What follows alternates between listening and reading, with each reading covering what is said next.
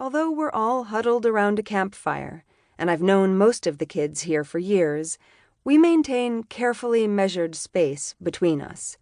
Tercera dictates our habits even when we're rebelling, which we're only doing because it's a tradition. Maybe Tercera's made cowards of us all.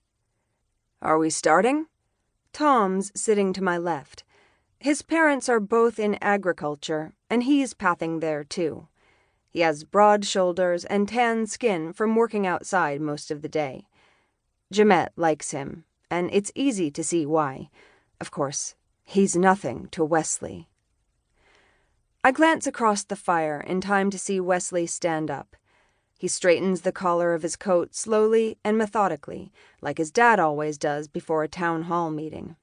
Wesley loves doing impressions, and he's usually convincingly good at them. I'd like to take this opportunity to welcome you all to the Last Supper. His voice mimics his father's, and he touches his chin with his right hand in the same way his dad always rubs his beard. Wesley himself is tall and lean, with long black hair that he's wearing down for once.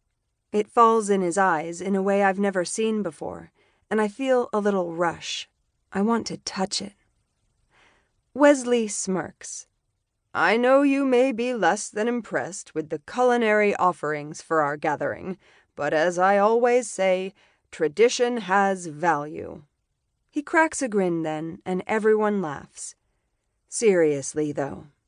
He drops the impression and returns to his normal voice, which I like way better anyway. I know the food sucks, but this whole thing started with a bunch of teenagers who were sick of rules and ready to throw caution to the wind for a night. I look down at the 3 or 4 dozen nondescript metal cans with the tops peeled back, resting on coals. Another few dozen are open but sitting away from the fire. Presumably they contain fruit or something else we won't want to eat hot.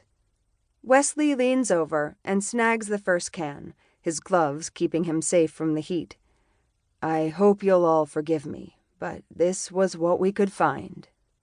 This is a pretty crummy tradition. Lena reaches down and grabs a can with mittened hands. Her dark brown hair falls in a long, thick braid down her back, like it has every single time I've seen her. Tradition matters, even the silly ones. They help pull us together as a community, which is valuable when fear of Tercera yanks communities apart. We're stronger when we aren't alone. Thinking every man should look out for himself hurts all of us. Wesley takes his first bite right before Lena. I grab a can of baked beans. The food really is as bad as it looks, but at least it's not spoiled. Wesley talks while we eat. As you already know, we come from a variety of backgrounds. Before the marking, Port Gibson housed approximately the same number of people, but not a single person who lived here before the marking survived. We cleaned out the homes, burned some to the ground and rebuilt, circled the city with a wall, and made it our own.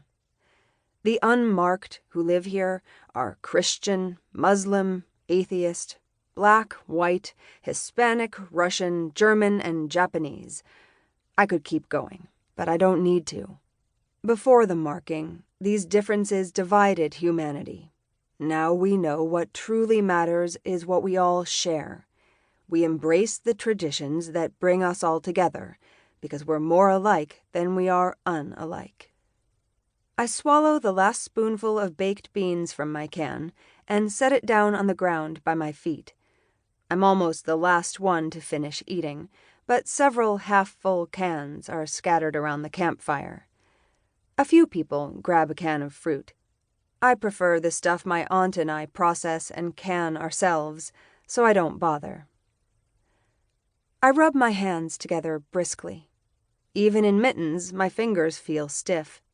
It's usually not too cold in Mississippi, even in January, but a late freeze has everyone bundled up. The Last Supper's supposed to be a chance to rebel, but I'm grateful that everyone's as covered as possible. It means I won't look as cowardly for keeping my mittens on.